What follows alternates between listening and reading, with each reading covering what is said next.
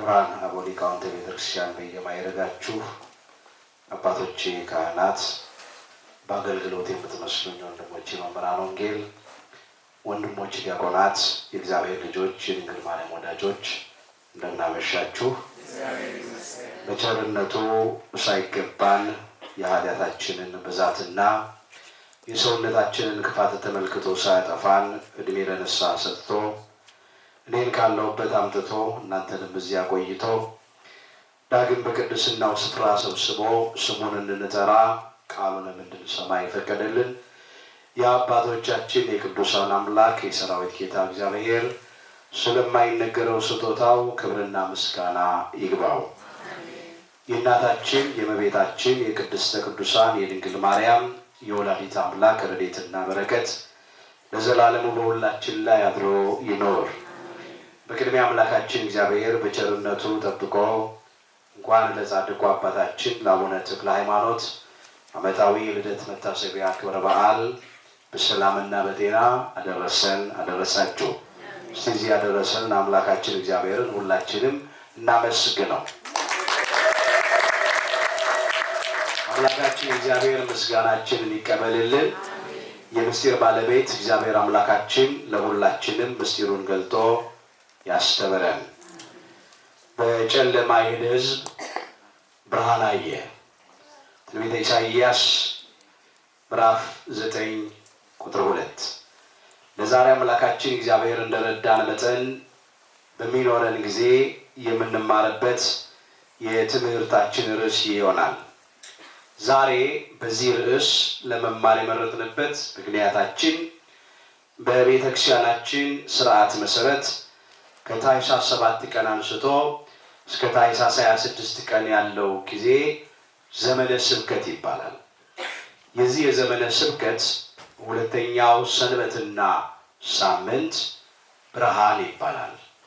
በተለይ በዚህ ሰሞን በቤተ ክርስቲያናችን የሚነበቡት ምንባባት፣ የሚሰበኩት ምስባካት፣ የሚሰጡት ትምህርቶች፣ የሚተላለፉት መልእክታት ሁሉ ብርሃንን አስመልክተው ነው። እኛም ከዚህ የተነሳ በዚህ ርዕስ ለመማር መርጠናል። በጨለማ የሄደ ሕዝብ ብርሃን አየ።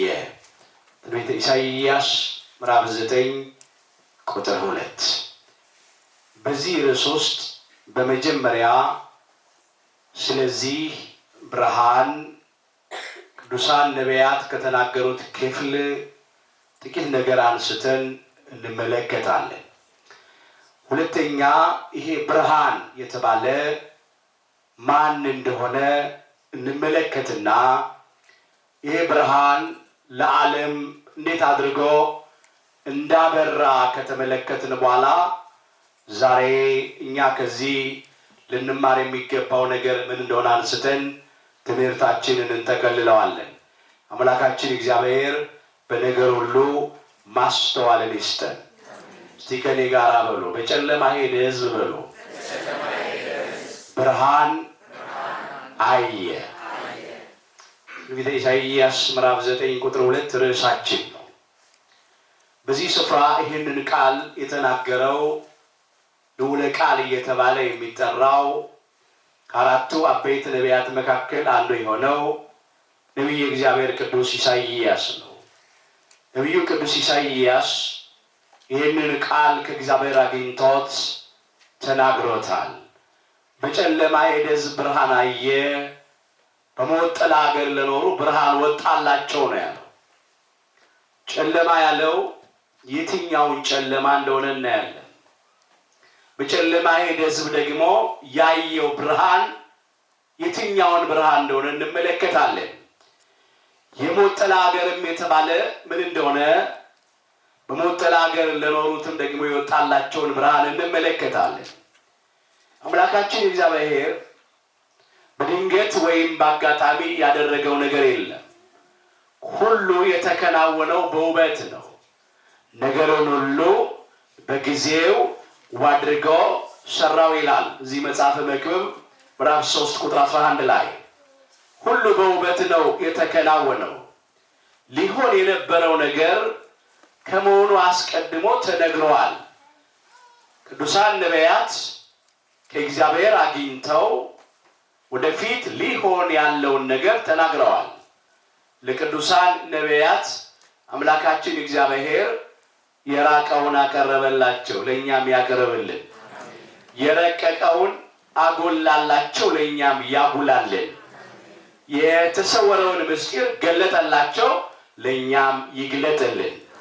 ቅዱሳን ነቢያት ከእግዚአብሔር አግኝተው ስለዚህ ብርሃን ተናግረዋል። በእውነት ጌታ እግዚአብሔር ምስጢሩን ለባሪያዎቹ ለነቢያት ካልነገረ በቀር ምንም አያደርግም ይላል ትንቢተ አሞጽ ምዕራፍ 3 ቁጥር 7 ላይ። በእውነት ያለ ሐሰት በቃሉ የታመነ አምላክ፣ ሐሰት ለባህሪው የማይስማማው አምላክ፣ በባህሪው እውነት የሆነ አምላክ፣ ላያደርግ የማይናገር ከተናገረ ደግሞ የሚያደርግ አምላካችን እግዚአብሔር ምስጢሩን ለባሪያዎቹ ለቅዱሳን ነቢያት ካልነገረ በቀር ምንም አያደርግም አለ። ስለዚህ አስቀድሞ ምስጢሩን ተናገረ። በተለይም ነቢዩ ኢሳይያስ ይህንን ቃል ሲናገር ልክ በዘመኑ እንደተፈጸመ አድርጎ ነው የተናገረው። በጨለማ የሄደ ሕዝብ ብርሃን አየ አለ። ያ ብርሃን በነቢዩ በኢሳይያስ ዘመን አልተገለጠም። በሞት ጥላ ሀገር ለኖሩ ብርሃን ወጣላቸው አለ። ያ ብርሃን በሞት ጥላ ሀገር ለኖሩት በዚያ ነቢዩ ኢሳይያስ በዚህ ዘመን በነበረበት ዘመን አልተገለጠም። ነገር ግን ልክ እንደተገለጠ እንደታየ አድርጎ ተናገረ። ይህንን ሊቃውንተ ቤተክርስቲያን ደረቅ ሐዲስ ይሉታል። ነቢዩ ኢሳይያስ በብሉይ ኪዳን ሆኖ በአዲስ ኪዳን ይፈጸመው የነበረውን ነገር ተናገረ። ግን አምላካችን ጌታችን መድኃኒታችን ኢየሱስ ክርስቶስ ከእናታችን ከእመቤታችን ከቅድስተ ቅዱሳን ከድንግል ማርያም ከመወለዱ ከ700 ዘመን አስቀድሞ የተናገረው የትንቢት ቃል ነው። በጨለማ ሄደ ሕዝብ ብርሃን አየ። ጨለማ ምንድን ነው? ጨለማ ሲል በቆሙ ፀሐይ ጠልቃ አልወጣ ብላ ነበር ማለት ነው። ምንድን ነው ጨለማ? በሞት ጥላ ሀገር ኖሩ ብርሃን ወጣላቸው አለ። የሞት ጥላ ሀገር የተባለ ምንድን ነው? የወጣውስ ብርሃን ማን ነው? ይህን ነው የምናየው። በጨለማ ሄደ ሕዝብ ብርሃን አየ ብሎ ነቢዩ ኢሳይያስ የተናገረው እንዲህ ማለቱ ነው። ጨለማ ያለው በመጀመሪያ ኃጢአትን ነው። ሁላችን እንደምናውቀው የመጀመሪያዎቹ ሰዎች የሁላችን አባትና እናት አዳምና ሔዋን የእግዚአብሔርን ሕግ በመተላለፍ እምነታቸውን በማጉደል አምላካቸው በመበደል በመርገመ ሥጋ ላይ መርገመ ነፍስ ተፈርዶባቸው ነበር።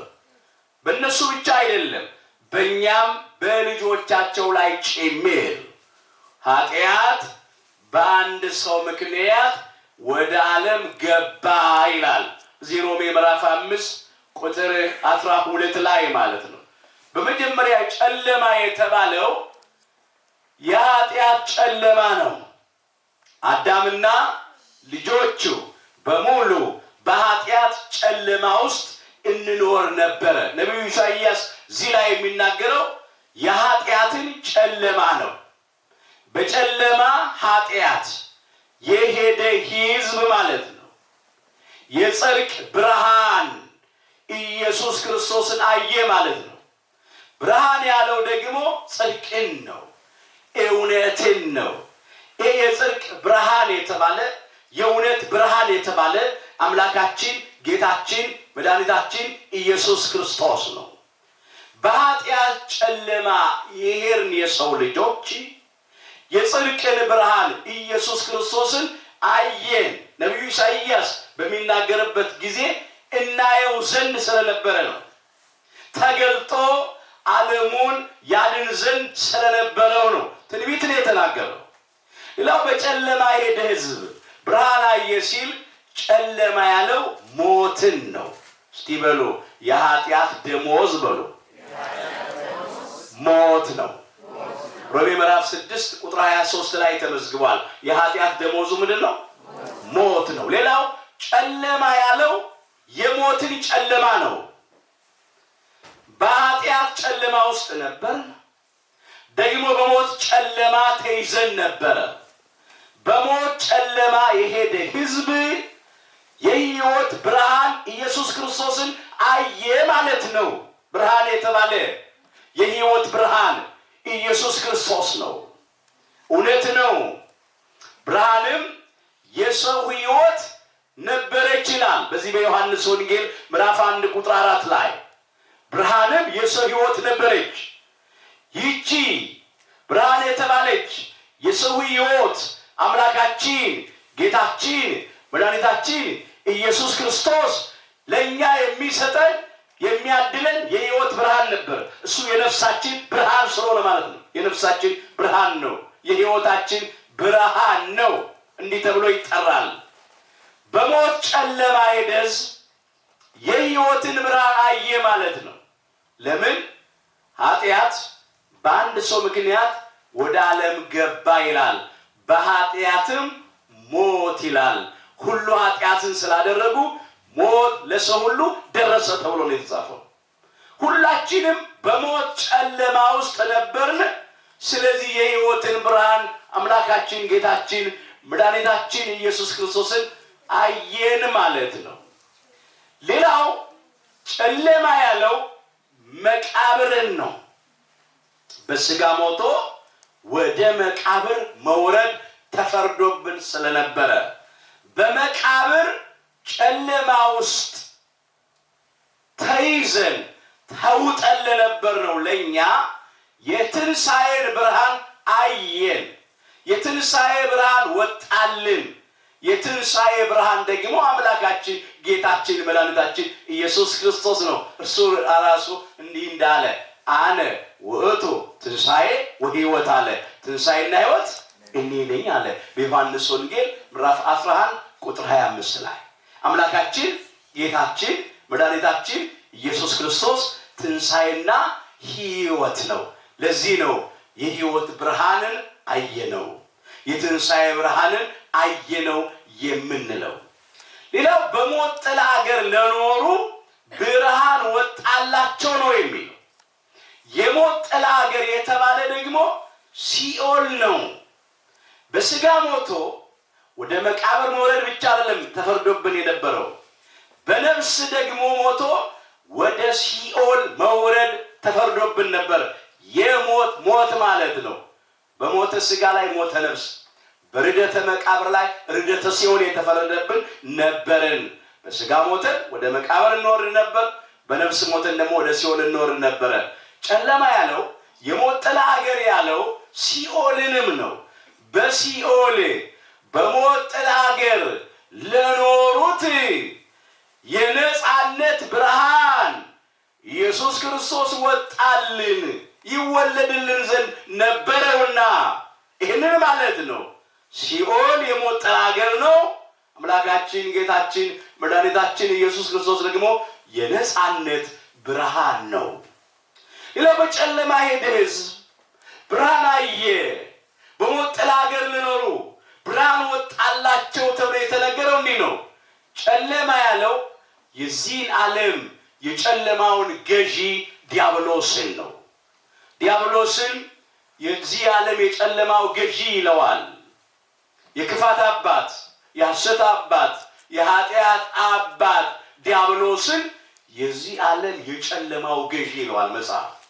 ስለዚህ በዚህ ዓለም በጨለማው ገዢ በዲያብሎስ አገዛዝ ተይዘን የነበርነው አዳምና እኛ ልጆቹ እውነተኛውን ብርሃን ፀሐይ ጽድቅ አምላካችን ጌታችን መድኃኒታችን ኢየሱስ ክርስቶስን አየነው፣ ወጣልን ማለት ነው። እሱ እውነተኛው ብርሃን ስለሆነ ነቢዩ ኢሳይያስ ስለዚህ ይህንን ተናገረ አስቀድሞ። ሌላ ነቢይ የተናገረውን ደግሞ እናንሳ። ነቢይ እግዚአብሔር ቅዱስ ሚልክያስም ስለዚህ ብርሃን ተናግሮ ነበር። እስቲ በሉ ከኔ ጋራ ስሜን በሉ።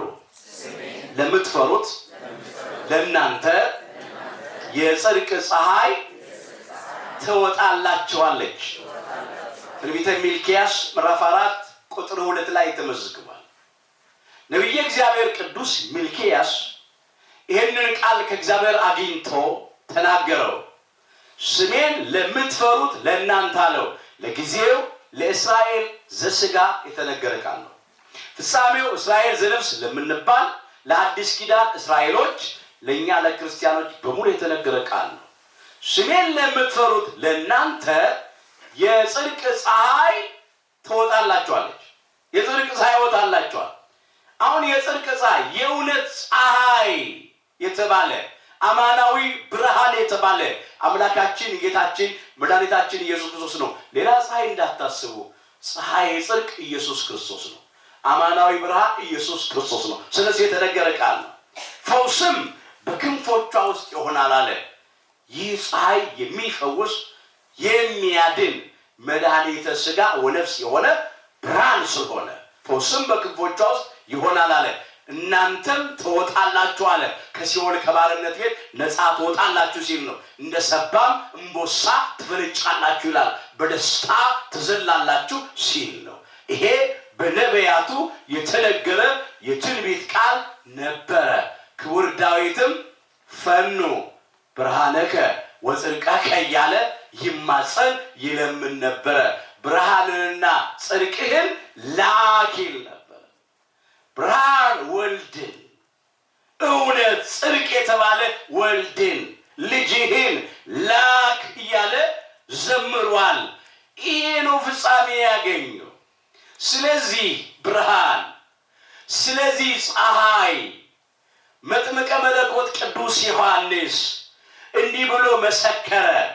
በዮሐንስ ወንጌል ምዕራፍ 1 ቁጥር 9 ላይ እስቲ በሉ ከኔ ጋራ ለሰው ሁሉ በሉ የሚያበራው እውነተኛው ብርሃን ወደ ዓለም ይመጣ ነበረ። እንደገና በሉት ለሰው ሁሉ በሉ የሚያበራው። ለማን ያበራው? ለሰው ሁሉ የሚያበራው እውነተኛው ብርሃን በሉ ወደ ዓለም ይመጣ ነበረ። መጥምቀ መለኮት ቅዱስ ዮሐንስ የመሰከረው ምስክርነት ነው። ሐዋርያውና ወንጌላዊ ቅዱስ ዮሐንስ የመዘገበው ነው። ለሰው ሁሉ አለ፣ ለአዳምና ለልጆቹ ሁሉ የሚያበራው እውነተኛው ብርሃን ወደ ዓለም ይመጣ ነበር አለ። ፀሐይ ጽድቅ ያለውን ነው ነብዩ ቅዱስ ሚልክያስ። የጽድቅ ፀሐይ ያለውን ነው መጥምቀ መለኮት ቅዱስ ዮሐንስ እውነተኛው ብርሃን ያለው። ብርሃን ዘበአማን ነውና እውነተኛ ብርሃን ነውና፣ ብርሃንም ብርሃን ከብርሃን የተገኘ ብርሃን ነው። ከአማናዊቷ ምስራቅ አንቀጸ ብርሃን ተብላ ከምትጠራው ከቅድስተ ቅዱሳን ከድንግል ማርያም ተወልዶ ስለተገለጠው ብርሃን ነው የመሰከረው መጥምቀ መለኮት ቅዱስ ዮሐንስ። ለሰው ሁሉ የሚያበራው አለ። ለምን?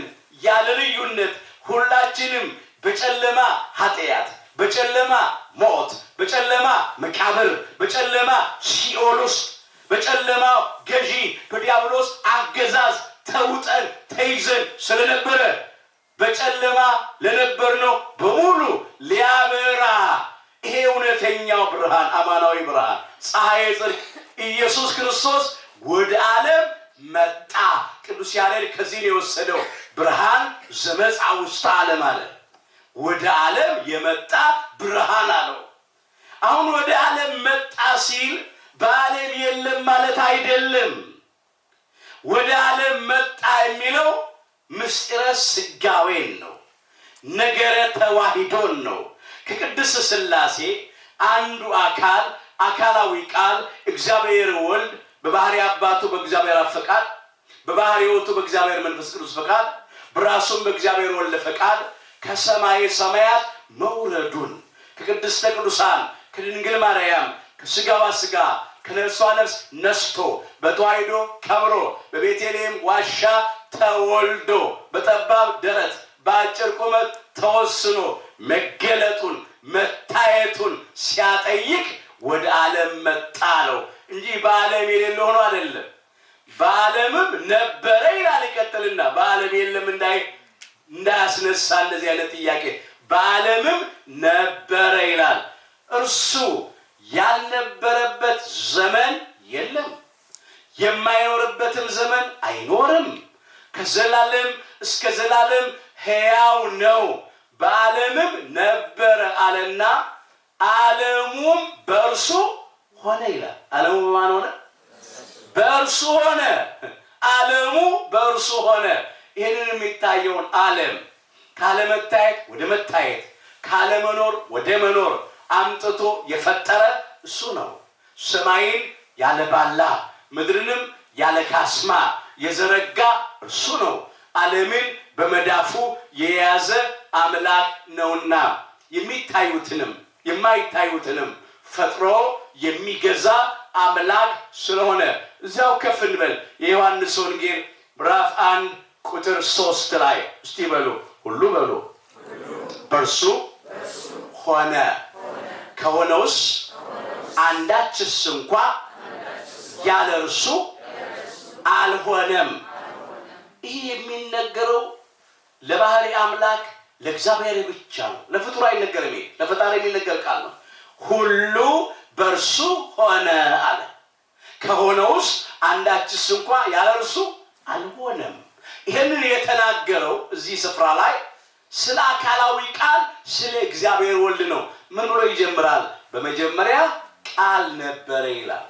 አካላዊ ቃል እግዚአብሔር ወልድ በባህሪ ክብር ነበረ ማለት ነው። በመጀመሪያ ቃል ነበረ፣ ቃልም በእግዚአብሔር ዘንድ ነበረ።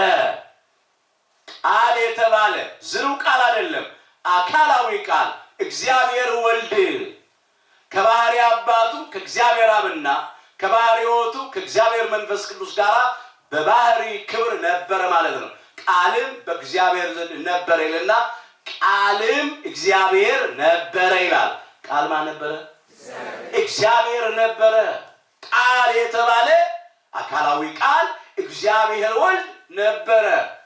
ቃል የተባለ እግዚአብሔር ወልድ ነው ይልና ሁሉ በእርሱ ሆነ ይላል። በአካላዊ ቃል በእግዚአብሔር ወልድ ሁሉ ሆነ።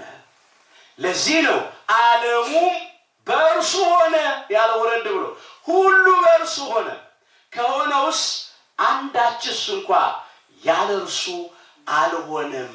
ያለ እርሱ ፈጣሪነት፣ ያለ እርሱ አንድነት፣ ያለ እርሱ ህልውና የሆነ ምንም ነገር የለም። አንዳች ነገር ያለ እርሱ አልሆነም።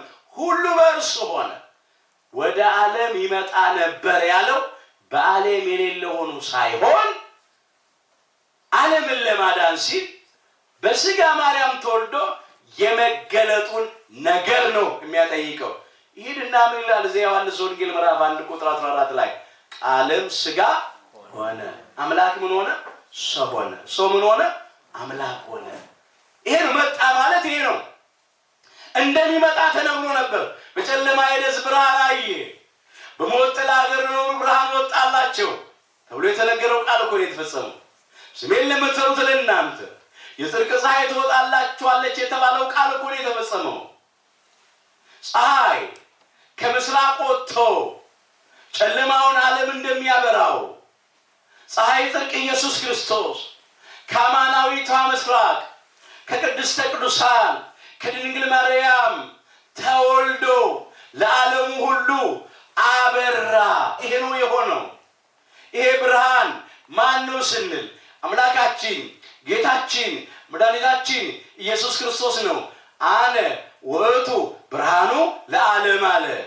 እኔ የዓለም ብርሃን ነኝ አለ።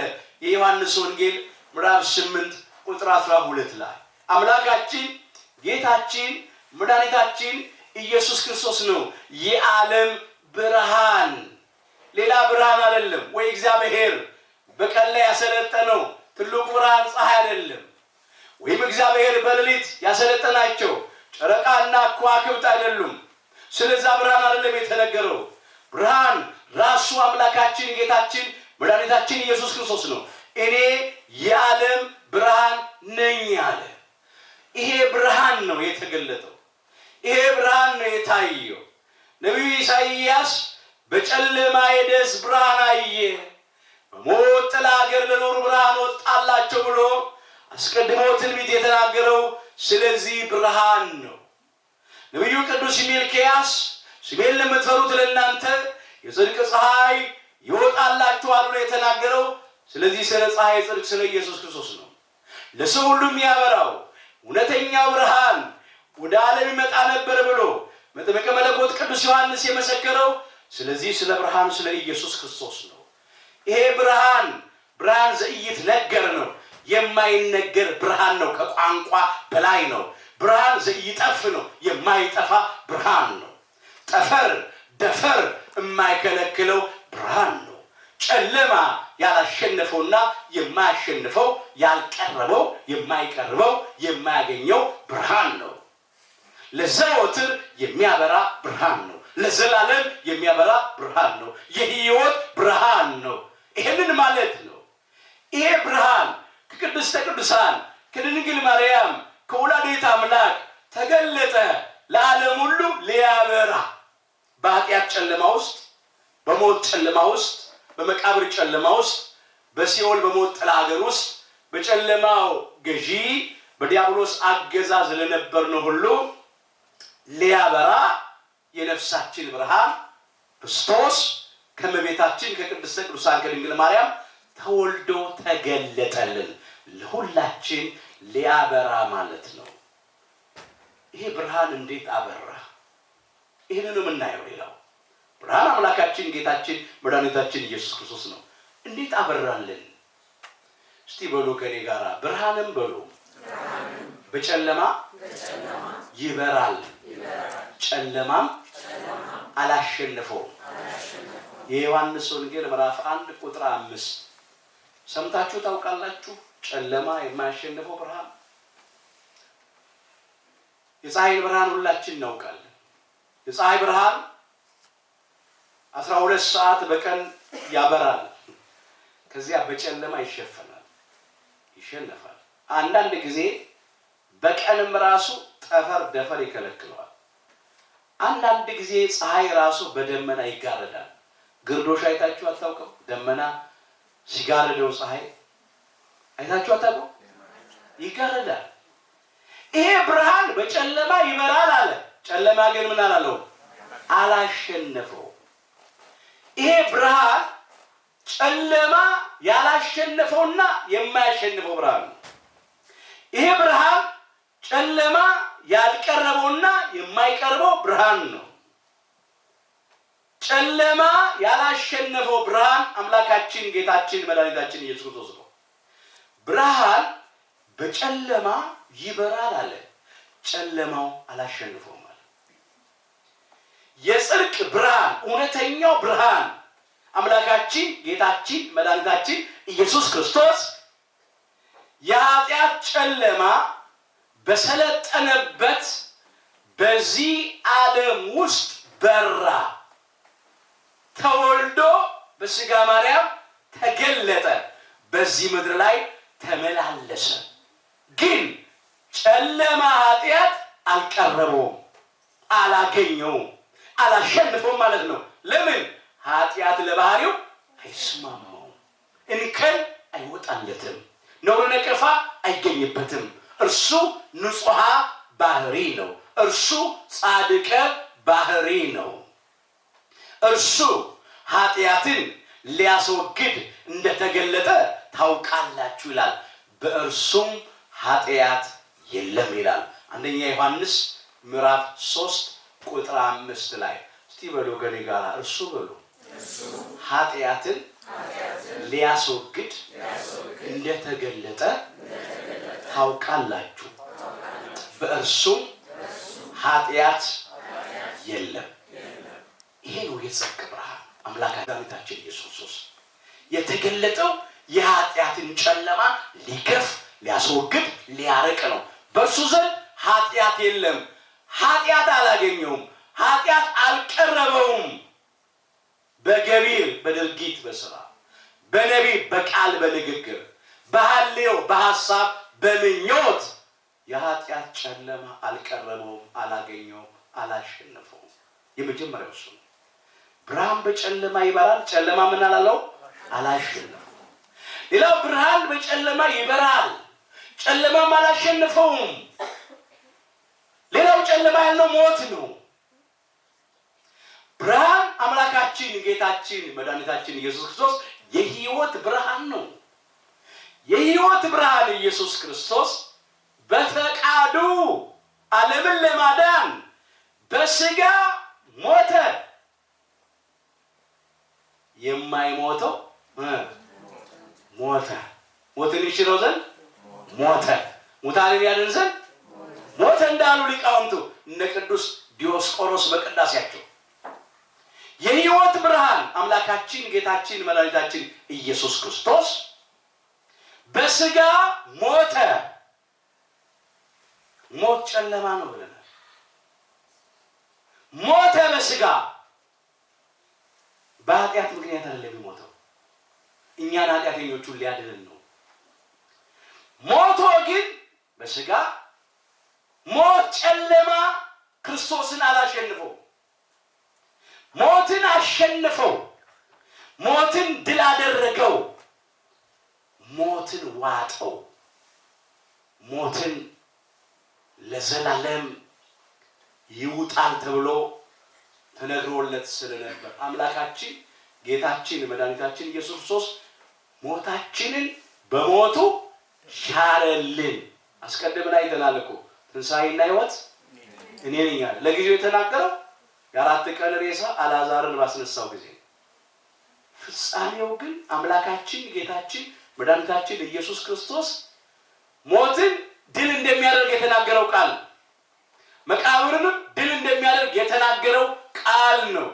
ሞታችንን በሞቱ ነው የሻረልን። ሞታችንን በሞቱ ነው የዋጠልን። ሞት የሚታወቀው በመዋጥ ነበረ።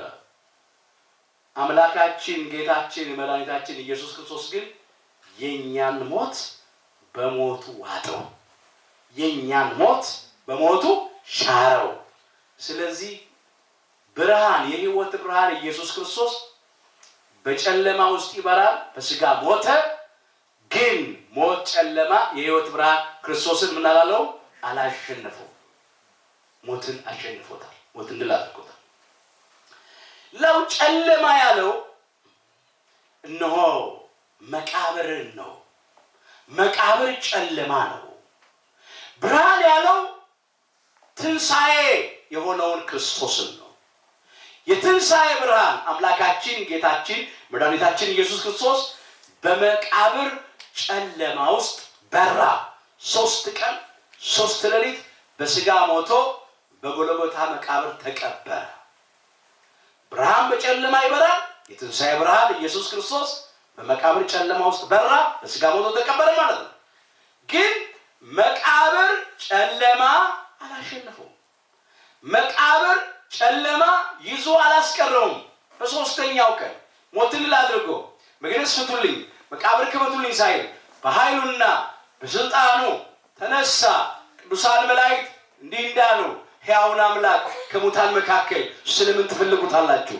እንደተናገረው ተነስቷል እንጂ በዚህ የለም አለው ለቅዱሳን አንስት ትንሣኤውን ባበሰሩ ጊዜ።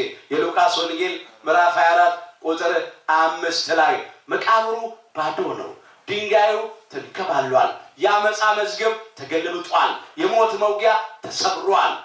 ጠላታችን ዲያብሎስንና ሰራዊቱን በቅዱስ መስቀሉ ከመንገዳችን ላይ ጠርቆ አስወግዶልናል። ክፉዎች ክርስቶስን ሰቅለው የገደሉ አፍረዋል። አዳምና እኛ ልጆች ደግሞ ከብረናል። መጽሐፍ እንደሚል ክርስቶስ ስለ ኃጢአታችን ሞተ ተቀበረም። መጽሐፍም እንደሚል በ3ኛው ቀን ተነስቷል። 1ኛ ቆሮንቶስ ምዕራፍ 15 ቁጥር 3 ሁልጊዜ በሃይማኖት ጸሎት የምናደርሰው ቃል ነው። የትንሣኤ ብርሃን አምላካችን ጌታችን መድኃኒታችን ኢየሱስ ክርስቶስ በመቃብር ጨለማ ውስጥ በራ፣ ሞቶ ተቀበረ በሥጋ ማለት ነው። ግን የመቃብር ጨለማ የትንሣኤውን ብርሃን ኢየሱስ ክርስቶስን ይዞ አላስቀረውም። መቃብርን ድል አድርጎ ተነሳ ማለት ነው። ብርሃን በጨለማ ይበራል፣ ጨለማም አላሸነፈውም። የነፃነት ብርሃን አምላካችን ኢየሱስ ክርስቶስ በሲኦል ጨለማ ውስጥ በራ። በአካለ ነፍስ ወደ ሲኦል ወረደ። በስጋ ሞቶ ወደ መቃብር ብቻ አይደለም የወረደው፣ በአካለ ነፍስ ደግሞ ወደ ሲኦል ወርዷል። በሲኦል ጨለማ ውስጥ በባርነት ቤት ለነበሩት ነፍሳት የነጻነቱ ብርሃን ኢየሱስ ክርስቶስ በራላቸው፣ አበራላቸው። ሲኦል የሚታወቀው ነፍሳትን በመዋጥ ነው። ነፍሳትን ይዞ በማስቀረት ነው። የሞት ጥላ አገር ነው። ነገር ግን የክርስቶስ ነፍስ በሲኦል አልቀረችም። የክርስቶስ ነፍስ ድል አድራጊት ነፍስ ናት። ነፃ ያወጣች ነፍስ ናት። ነፍሴን በሲኦል አትተዋትምና እያለ አባታችን ክቡር ዳዊት አስቀድሞ ዘምሮ ነበረ። በመዝሙር 15 ቁጥር 10 ላይ ምንድን ያለው? ቅዱስን መበስበስን ያይ ዘንድ አትሰጠውም፣ ነፍሴንም በሲኦል አትተዋትም አለ። ክቡር ዳዊት በስጋ ሞቷል፣ ተቀብሯል። ስጋው በመቃብር ፈርሷል፣ በስብሷል። የሚጠብቀው ትንሣኤ ዘጉባኤን ነው። አንዱ ተስፋ ነው። እሱ ብቻ ሳይሆን የአዳምና የልጆች ሁሉ ተስፋ ነው። ቅዱስን መበስበስን ያይ ዘንድ አትሰጠውም። ከሞት በኋላ ሕይወት አለን። ከመቃብር በኋላ ትንሣኤ አለን። በመቃብር ፈርሰን በስብሰን አንቀርም። የሁላችንን ትንሣኤ አምላካችን እግዚአብሔር ይክበር ያድርግልን። በተስፋ የተነገረ ቃል፣ ምስጢሩ ግን ስለ ክርስቶስ ትንሣኤ የተነገረ ቃል። በዚህ በሐዋርያት ሥራ ምዕራፍ 2 ከቁጥር 25 ጀምሮ በበዓለ ሐምሳ ሊቀ ሐዋርያት ቅዱስ ጴጥሮስ ይህንን ከክቡር ዳዊት መዝሙር ስቦ አምጥቶታል። ቅዱስ ዳዊት የዘመረው ስለ አምላካችን ስለ ጌታችን ስለ መድኃኒታችን ስለ ኢየሱስ ክርስቶስ እንደሆነ ስቦ አመጣ። ከዚያ ቅዱስን መበስበስን ያይ ዘንድ አትሰጠውም፣ ነፍሴንም በሲኦል አትተዋትም ብሎ ዘመረ አለ። ከዚያ ወረድ አለና የሐዋርያት ሥራ ምዕራፍ 2 ቁጥር 31 ላይ ተመልከቱት። እስቲ በሉ አስቀድሞ በሉ ስለ ክርስቶስ ትንሣኤ ተመልክቶ ተናገረ። ስለማን ትንሣኤ? ስለ ክርስቶስ ትንሣኤ። ክቡር ዳዊት የዘመረው ቅዱስን መበስበስን ያይ ዘንድ አትሰጠውም ያለው ስለ ክርስቶስ ትንሣኤ ነው። ነፍሴንም በሲኦል አትተዋትም ያለው ስለ ክርስቶስ ነው። የክርስቶስ ሥጋ በመቃብር መፍረስን መበስበስን አላየም።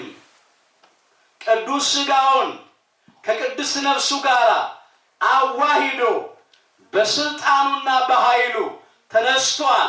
በተነሳም በ40ኛው ቀን በክብር ወደ ሰማይ ሰማያት አርጓል። ይህን ማለት ነው። ነፍሱም በሲኦል አልቀረችም። ነፍሱ ከሲኦል ከባርነት ቤት ነፍሳትን ነፃ ያወጣች ነፍስ ናት።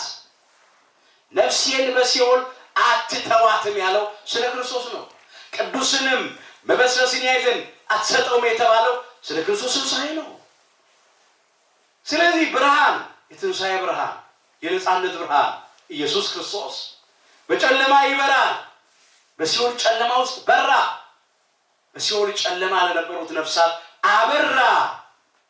የሲኦል ጨለማ የሞት ጥላ አገር የባርነት ቤት አላሸነፈውም፣ ይዞ አላስቀረውም። ነፍሳትን ከሲኦል ከባርነት ቤት ነፃ ወጣ፣ ማረከ። ይህን ያመለክታል። ሌላው ብርሃን በጨለማ ይበራል፣ ጨለማም አላሸነፈውም ማለት እንደዚህ ነው። የዚህ ዓለም የጨለማው ገዢ የተባለ ዲያብሎስ እና ሰራዊቱ ናቸው። ዲያብሎስ አዳምና ልጆቹን ሁሉ ለ5500 ዘመን ገዝቷል። በዓለም ላይ ሰልጥኖ ነግሶ ይኖር ነበር። ስጋንና ነፍስን ከስጋ እየለየ ስጋን በመቃብር ይቆራኝ ነበር፣ ነፍስን ደግሞ በሲኦል ይቆራኝ ነበር ለ5500 ዘመን ሙሉ ማለት ነው። ማንም ከዚህ ሊያድነን አልተቻለውም። አምላካችን ጌታችን መድኃኒታችን ኢየሱስ ክርስቶስ የጨለማው ገዢ ዲያብሎስ ነግሶ ሰልጥኖ በነበረበት በዚህ ዓለም በራ፣ በሥጋ ማርያም ተወልዶ ተገለጠ። ነገር ግን የጨለማው ገዢ ዲያብሎስ አልቀረበውም። ዲያብሎስ አላሸነፈውም። ራሱ የተገለጠው የዲያብሎስን ሥራ ሊያፈርስ ስለሆነ፣ ስለዚህ የዲያብሎስን ሥራ ሊያፈርስ የእግዚአብሔር ልጅ ተገለጠ ይላል አንደኛ ዮሐንስ ምዕራፍ 3 ቁጥር 8 ላይ። አምላካችን ጌታችን መድኃኒታችን ኢየሱስ ክርስቶስ የተገለጠው የዲያብሎስን ሥራ ሊያፈርስ ስለሆነ ማለት ነው። ዲያብሎስ አልቀረበውም። ዲያብሎስንና ሰራዊቱን ከአለቅነት ሻራቸው፣ ከስልጣናቸው ገፈፋቸው። አዳምና እኛ ልጆቹን ደግሞ አዳነን፣ ነፃ አወጣን። ብርሃንም በጨለማ ይበራል፣ ጨለማም አላሸነፈውም ያለው። እቺስ ብርሃን ጨለማውን ለማብራት ዋጋ ይከፍላል። የትኛውም ብርሃን ዋጋ ከፍሎ ነው፣ መስዋዕት ሆኖ ነው ጨለማውን የሚያበራው። የምናውቃቸው ብርሃናትን እናስብ። አሁን ጧፉ እየነደደ ነው የሚያበራው። ሻማው እየቀለጠ ነው የሚያበራው። ሻማው ባይቀልጥ ማብራት አይችልም። ጧፉ ባይነድ ማብራት አይችልም። እነኚህ የምናያቸው መብራቶች እግዚአብሔር ለሰው ልጆች በሰጠው ጥበብ የተዘጋጁት ብርሃኖች የምንጠቀምባቸው እየቀለጡ እየነደዱ ነው የሚያበሩት። ፋኖሱም እየነደደ እየቀለጠ ነው የሚያበራው። ክሩ ካልነደደ ካልቀለጠ መስዋዕትነት ካልከፈለ ማብራት አይችልም። አምላካችን ጌታችን መድኃኒታችን ኢየሱስ ክርስቶስ አበራ ስንል ያበራ ውድ ዋጋ ከፍሎ፣ የመጨረሻ ዋጋ ከፍሎ፣ መተኪያና መለኪያ የሌለው ዋጋ ከፍሎ ነው። በዕለተ ዓርብ በቀራንዮ መስቀል ላይ ተሰቅሎ ቅዱስ ሥጋውን ቆርሶ ክቡር ደሙን አፍስሶ ነፍሱን ለመስቀል ሞት አሳልፎ ሰጥቶ ነው ያበራል። እንዲሁ አይደለም ያበራው፣ ውድ ዋጋ ተከፍሏል ወገኖቼ። የመጨረሻ ዋጋ ተከፍሏል። መተኪያም መለኪያም የሌለው ዋጋ ከፍሎ አምላካችን ለሁላችንም አበራልን። ብርሃንነቱ እንደዚህ ነው። ብርሃን ዘመጽአ ውስጥ ዓለም፣ ወደ ዓለም የመጣው ብርሃን እሱ ለዓለም ሁሉ አበራ ያለ ልዩነት። እንግዲህ እሱ ብርሃን ነው። ከእግዚአብሔር የሰማናት ለእናንተም የምናወራላችሁ መልእክት ይህች ናት ይላል። እስቲ በሉ እግዚአብሔር በሉ።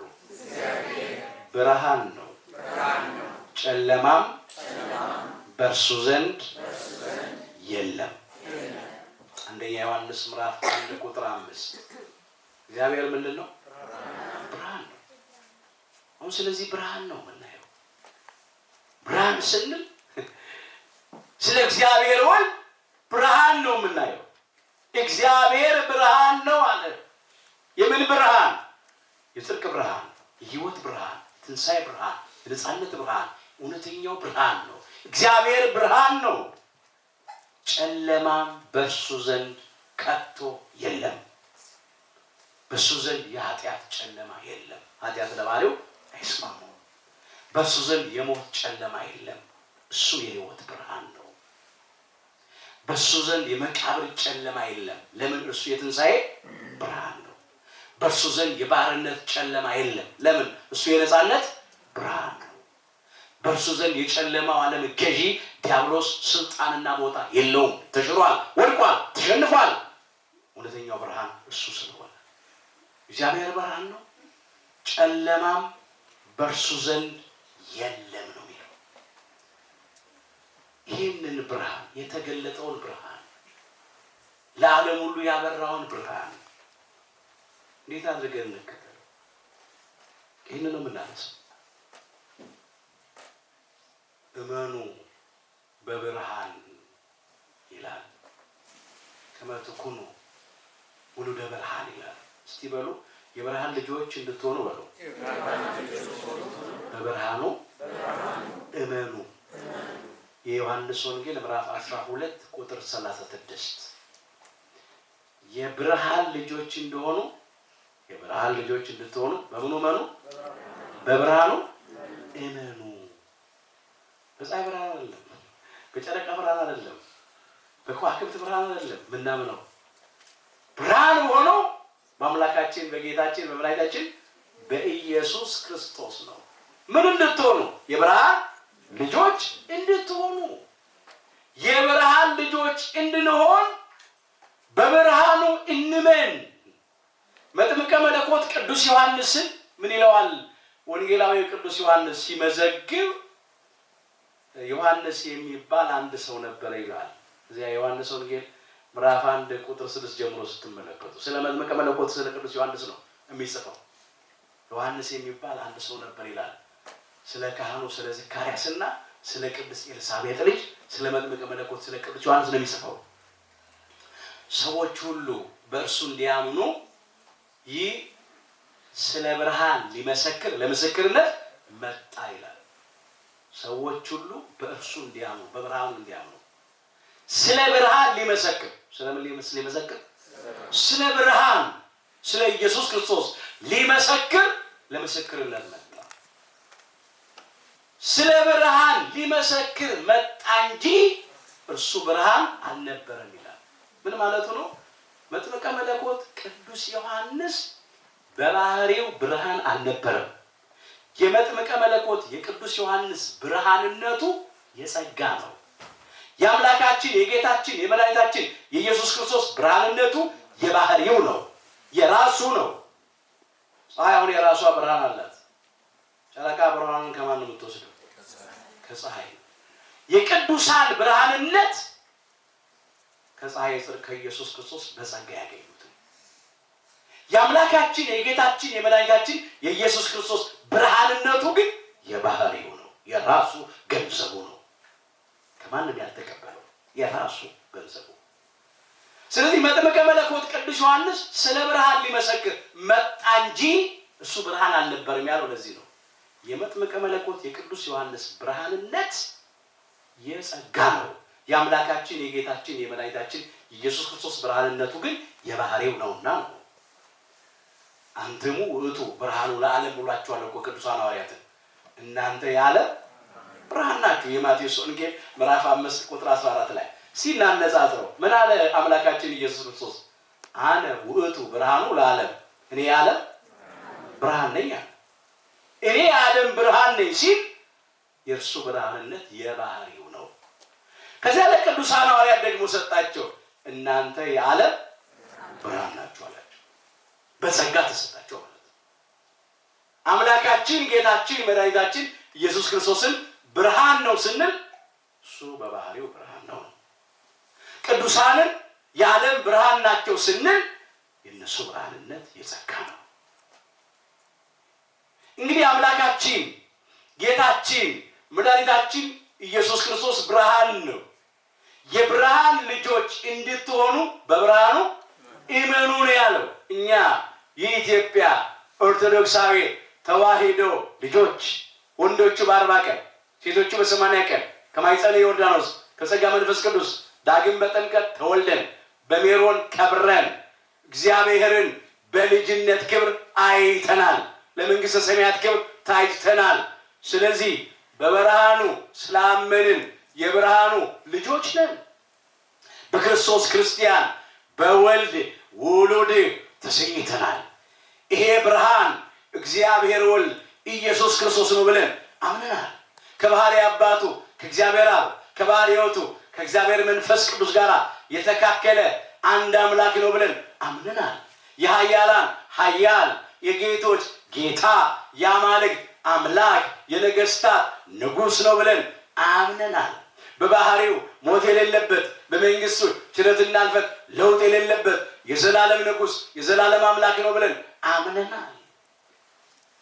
የብርሃን ልጆች እንድትሆኑ በብርሃኑ እመኑ ያለው ይሄንን ነው። በዚህ በኩል እምነት አለ። እግዚአብሔር ከዚህ ጸጋ ሁላችንን አይለየን። ሃይማኖታችንን እስከ መጨረሻ ህቅታ ድረስ አጽንተን እንድንኖር በቸርነቱ ይርዳን። መሰረቱ እሱ ስለሆነ ነው። የመጀመሪያው እሱ ነው። በብርሃኑ ማመን፣ በብርሃን አምላክ ማመን።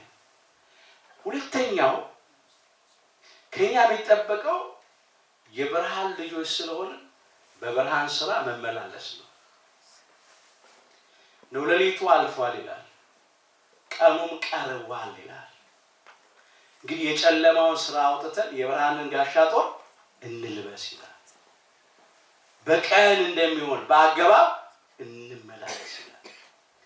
በዘፈንና በስካር አይሆን ይላል። በክርክርና በቅናት አይሆን ይላል። በዝሙትና በመዳራት አይሆን ይላል።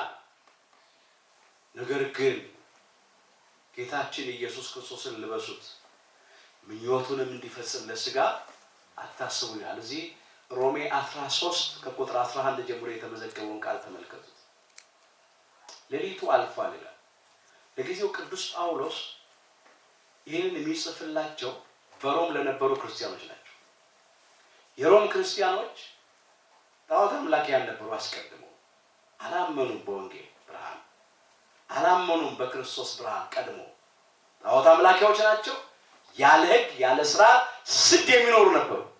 ሌሊቱ አልፏል ሲላቸው ያ ጣዖት የምታመልኩበት ሌሊት አልፏል፣ ጨለማው ያ በክህደት የነበራችሁበት ያለ ሕግ ያለ ስርዓት ስድ ትኖሩበት የነበረው የኃጢአት ሕይወት አልፏል። ሌሊት የተባለው አምልኮተ ጣዖት ነው። ሌሊት የተባለው የኃጢአት ስራ፣ የስጋ ስራ፣ የጨለማ ስራ ነው። ሌሊቱ አልፏል የሚለው ነው። ቀኑ ቀርቧል። በብርሃን በቅዱስ ወንጌል አምነዋል። ወንጌል ብርሃን ስለሆነ በብርሃን አምላክ በክርስቶስ አምነዋል። በብርሃን መስቀል ለክርስቶስ ክብር ተለይተዋልና አሁን ግን ቀኑ ቀርቧል። አሁን የብርሃን ልጆች ናችሁ ይላቸዋል። ይህንን ማለት ነው። ሌላው ሌሊቱ አልፏል ሲል ዓመተ ፍዳን ነው። ዓመተ ኩነኔን ነው።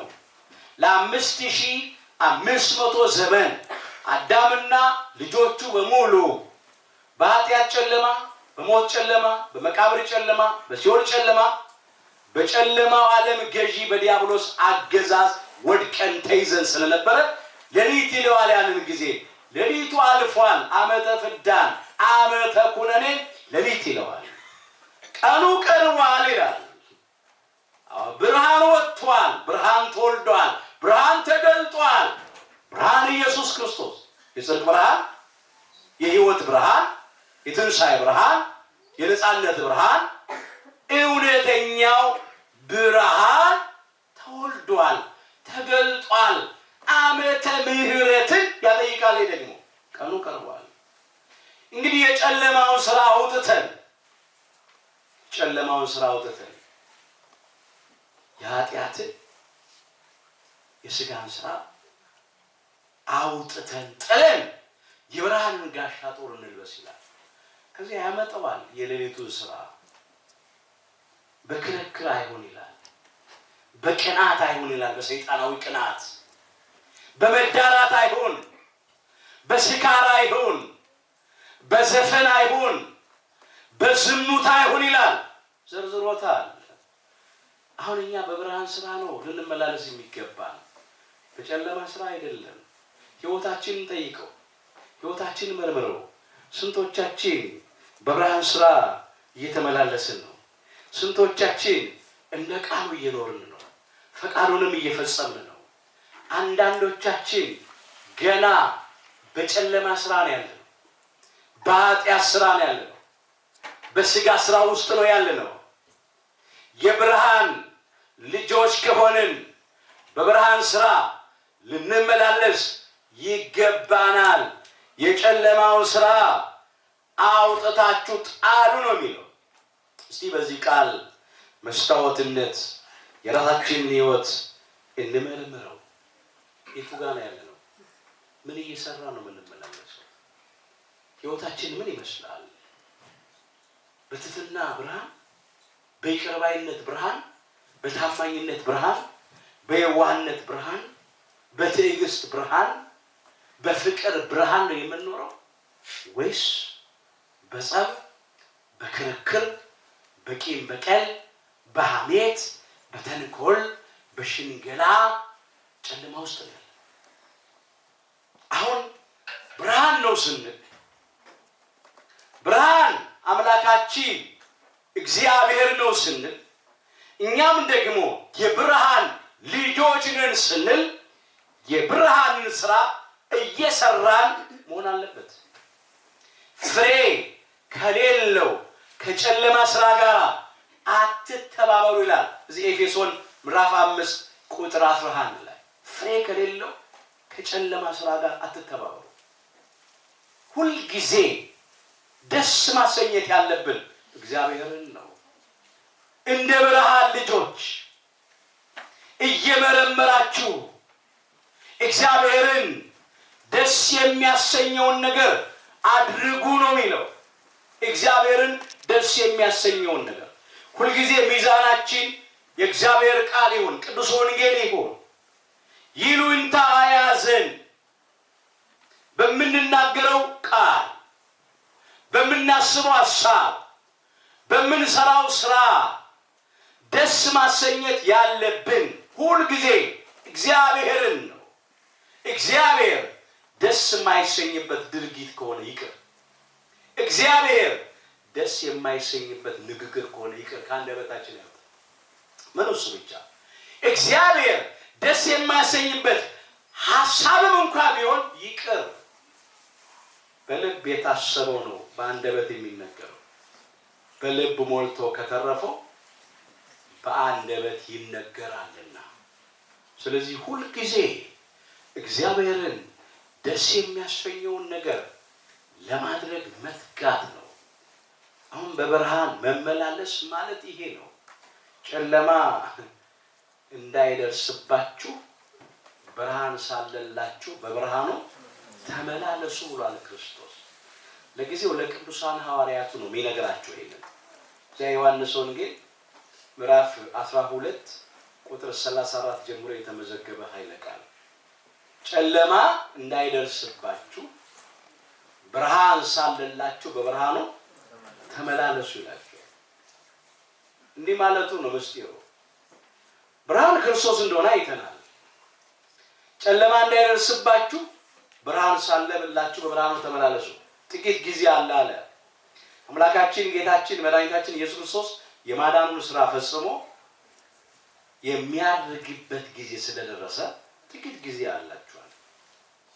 ብርሃን እኔ ሳለሁላችሁ በብርሃኑ በእኔ እመኑ አላቸው። ለምን?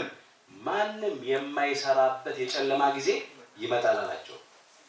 አሁን እኔ እያለሁ የእጄን ታምራት አይታችሁ እመኑብኝ ማለት ነው።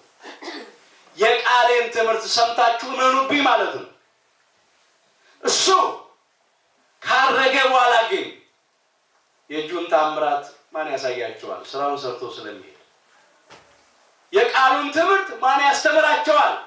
እሱ የሚያረግበት ጊዜ ደርሷልና እኔ ሳለሁ አለ ከማረጌ በፊት እመኑብኝ። ታምራቴን አይታችሁ ትምህርቴን አድምጣችሁ እመኑብኝ ማለት ነው ለጊዜው። ስለዚህ የተነገረ ነው። ሌላው ብርሃን ሳለላችሁ በብርሃኑ እመኑ። ማንም ሊሰራበት የማይችል የጨለማ ጊዜ ይመጣል አለ። ብርሃን ያለው ሌላው እድሜያቸውን ነው፣ እድሜያችንን ነው። እድሜያችን ብርሃን ይባላል። ብርሃን እድሜያችን ከመጥለቁ በፊት ከመሞታችን በፊት ማለት ነው። ነፍሳችን ከስጋችን ከመለየቷ በፊት በብርሃኑ እንመን፣ ሃይማኖታችን እናጽና። በብርሃን እንመላለስ፣ ጽድቅን እናፍራ። ለምን? ማንም ሊሰራበት የማይችል ጨለማ ነፍሳችን ከስጋችን ትለያለች። ከዚያ በኋላ ሃይማኖት የላጽና ማለት አይቻልም። ምግባር የላጽና ማለት አይቻልም። ከሞት በኋላ እንዲህ አይነት ነገር የለም። ኃጢአትን የሚያናዝዙ ካህናት በሲኦል ውስጥ የሉም። ቀኖና የሚሰጡ ካህናት የሉም። ቀድሰው የሚያቆርቡ ካህናት ዲያቆናት በሲኦል ውስጥ የሉም። በሞት የሚያስብህ የለምና ይላል። በሲኦልስ የሚያመሰግን ማን ነው ይላል መዝሙር 6 ቁጥር 5። በሞት የሚያስብህ የለም፣ በሲኦልስ የሚያመሰግን ማን ነው ይላል። ስለዚህ ጨለማ ሞት እንዳይደርስባችሁ ሕይወታችሁ ብርሃን እድሜያችሁ ብርሃን ሳለላችሁ ፀሐይ እድሜያችሁ ሳይጠልቅ በብርሃን ተመላለሱ ነው የሚለው። አሁን ወጥቶ መግባት የለም፣ ተቀምጦ መነሳት የለም። ዘመኑ እጅግ አጭር ነው።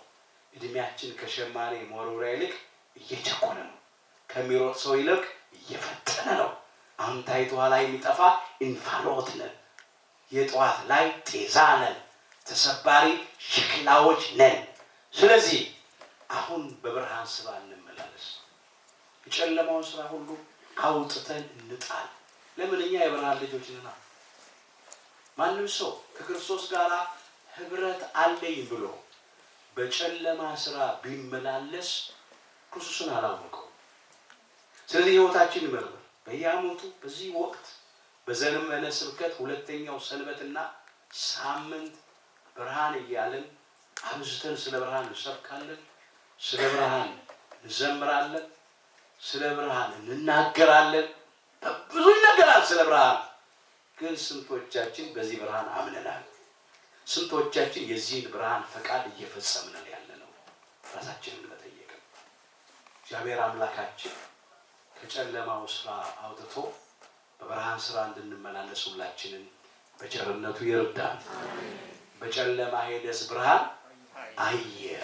ትንቢተ ኢሳይያስ ምዕራፍ 9 ቁጥር 2 ከበራልን በኋላ እንደገና እንዳይጨልምብን፣ ከሞት ጥላ ሀገር ከወጣን በኋላ እንደገና ተመልሰን ወደ ሞት ጥላ ሀገር እንዳንወርድ አምላካችን እግዚአብሔር ሁላችንን በቸርነቱ ይርዳል። ሁላችን ከውድቀታችን ተነስተን ከርኩሰታችን ተቀድሰን ወደ አባቶቻችን ወደ ካህናት ቀርበን ኃጢአታችንን ተናዘን ቅዱስ ሥጋውን በልተን ክቡር ደሙን ጠጥተን መንግሥቱን እንድንወርስ ስሙን እንድንቀድስ ኃያሉ እግዚአብሔር አምላካችን ይርዳን። እግዚአብሔር አምላካችን በቸርነቱ የሁላችንንም መጨረሻችንን ያሳምርልን። እግዚአብሔር ብርሃኔና መድኃኒቴ ነው። እግዚአብሔር ብርሃኔና መድኃኒቴ ነው። የሚያስደነግጠኝ የሚያስፈራኝ ማነው? የሚያስደነግጠኝ የሚያስፈራኝ ማነው? አምላኬ መመኪያዬ ነው። የሚያስደነግጠኝ የሚያስፈራኝ ማነው? የሚያስደነግጠኝ የሚያስፈራኝ ማነው? አምላኬ መመኪያዬ ነው። እግዚአብሔር ብርሃኔና መድኃኒቴ ነው። እግዚአብሔር ብርሃኔና መድኃኒቴ ነው። የሚያስደነግጠኝ የሚያስፈራኝ ማነው? የሚያስደነግጠኝ የሚያስፈራኝ ማነው? አምላኬ መመኪያዬ ነው። የሚያስደነግጠኝ የሚያስፈራኝ ማነው? የሚያስደነግጠኝ የሚያስፈራኝ ማነው? አምላኬ መመኪያዬ ነው። እግዚአብሔር ብርሃኔና መድኃኒቴ ነው። እግዚአብሔር ብርሃኔና መድኃኒቴ ነው። የሚያስደንቀኝ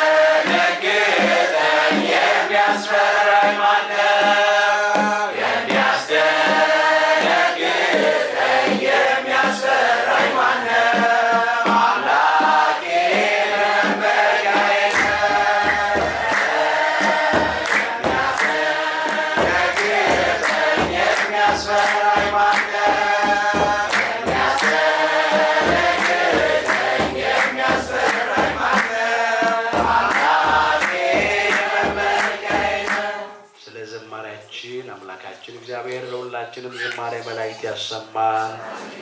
ይቆየን። ያው ቃሉ ተነግሯል። ቃሉን ስትሰሙ የምትሰሙ እንጂ የምትሰሩ እንጂ የምትሰሙ ብቻ አትሆኑ ተብሏል። ስለ ብርሃን ሰብከዋል። ጥሩ አድርገው አሳምረው በሚገባን ቋንቋ። ስለዚህ እንግዲህ በብርሃኑ እንድንመላለስ እሱ ይፍቀድልን። ዓለሙ የጨለማ እንደሆነ ጨለማው አሁን ብርሃኑን እያሸነፈ እንደሆነ ብርሃኑ አንድ አዳራሽ ላይ አንድ ሻማ ብታበሩ አዳራሹ በሙሉ ይበራል። ሻማዋ መኖሯ ብቻ ነው የምትታወቀው። በአሁኑ ሰዓት ክርስትና እንዲህ እየሆነ እየመጣ እየተዋጠ በጨለማ እየተዋጠ የመጣበት ዘመን ላይ ነው ያለ ነውና እግዚአብሔር አምላክ ጨለማውን ከኛ አንሳልን። ብርሃን የሆኑትን እንደዚህ አይነቶችን መምህራን ያብዛልን።